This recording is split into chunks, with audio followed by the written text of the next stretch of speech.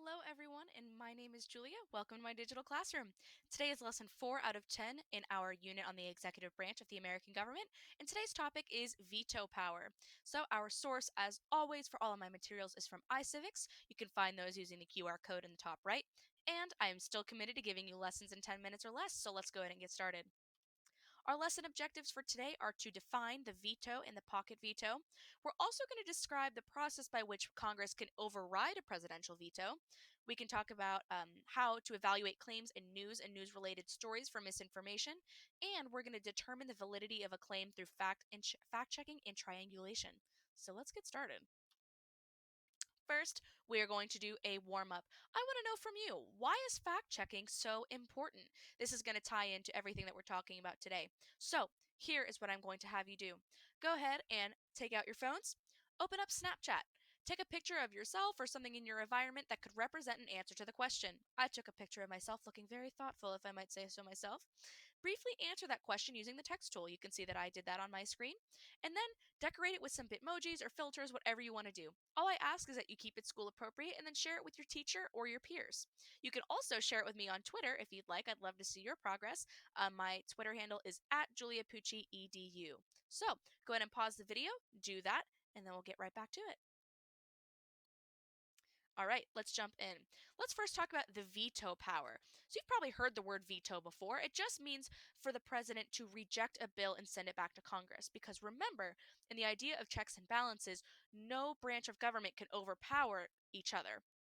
So that means that whenever Congress writes laws, they can't just pass them themselves and do whatever they want.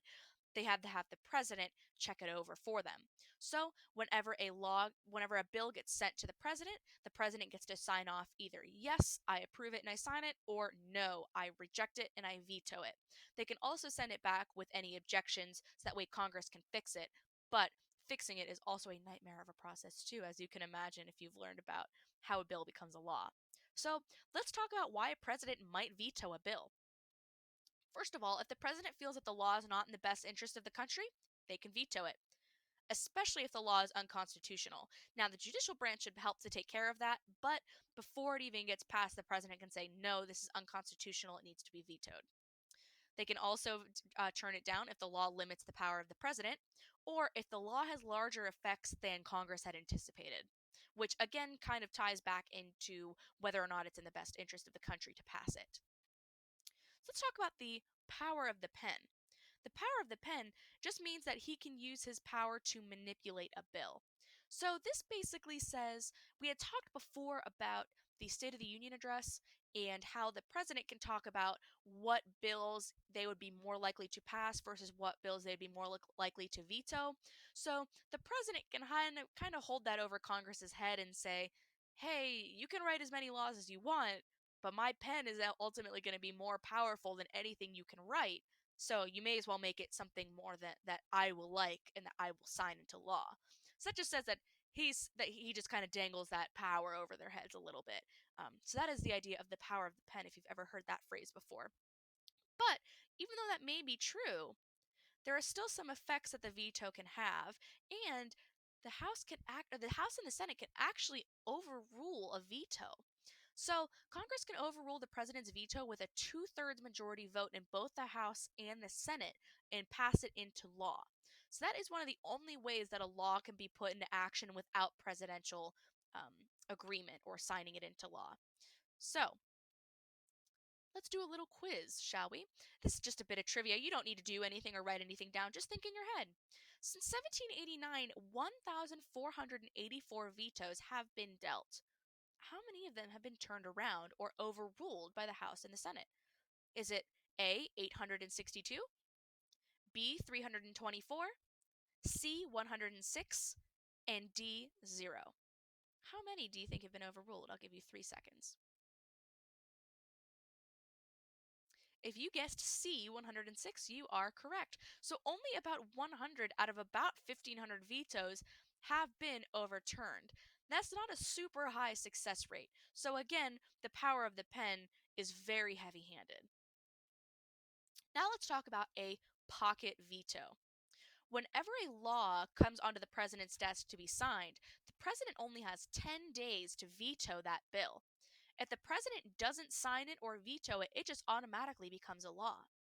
However, the pocket veto can be used at the very, very end of a congressional period. Congress is only in session for certain amounts of time. So if the president receives a bill and is supposed to sign it, but there are less than 10 days before that meeting adjourns, the president just may choose to do absolutely nothing with it. Now remember, if he doesn't sign it or veto it, within 10 days it becomes a law. However, if there are less than 10 days in the congressional period left, then nothing happens to it. The scary part of a pocket veto for Congress is the fact that because the congressional period ends, there's no one there to overturn that veto. So, it basically vanishes into dust. And if they want that bill to really become a law, they're going to need to start the entire process of rewriting that bill in the next congressional period. So, the pocket veto can be very powerful. However, you can only use it in very limited circumstances because there has to be less than 10 days in that congressional section left. Now let's talk about some fact checking. This is just a good skill that iCivics has put in conjunction with this topic. Let's talk about it. So first of all, we all know what misinformation is. That's just false information. But triangulation is something different. This is when you fact check among multiple sources. Think of it like a triangle. Basically, you just find different sources that tell you the same information. And basically, it's just a check for you to know that the information that you're receiving is reputable. Now, you still want to make sure that those are good sources, but ideally, if you have multiple sources saying the same thing, you have a higher likelihood of it being correct. Now, iCivics recommends a website called Snopes.com, and this website is dedicated to fact checking and giving as non biased as possible information to you. So, here is a brief assignment for you. You don't have to write anything up or do anything. However, I want you to go onto Snopes.com, find some interesting article, whatever you like, any topic that's interesting to you, and I want you to just read up on it. I also encourage you to find a couple other sources that say the same information. You can also do it backwards. Find a couple articles about a certain topic that you're interested in, and then go to Snopes.com. What I also like about Snopes.com is that they also share conspiracy theories and anything crazy that you might have heard, any rumors. They will dispel those conspiracies or confirm them on their website, which is very, very cool. So, as you can imagine, right now there is a lot of information about the coronavirus. So, this news headline here says, "Was COVID-19 created to distract us from a doomsday asteroid?" Go ahead and read to find out. I will warn you, just so you don't get scared, the answer is no. There is no asteroid that is going to hit us. I read the article. It said that it was going to come within a few million miles from our planet, so we are totally fine. But they have other really interesting headlines like that. They have like a top 50 list. So I encourage you to check that out. Share that with your teachers, share that with your peers. That is all I have for you today. As always, if you have any questions, go ahead and follow me. Find me on Twitter at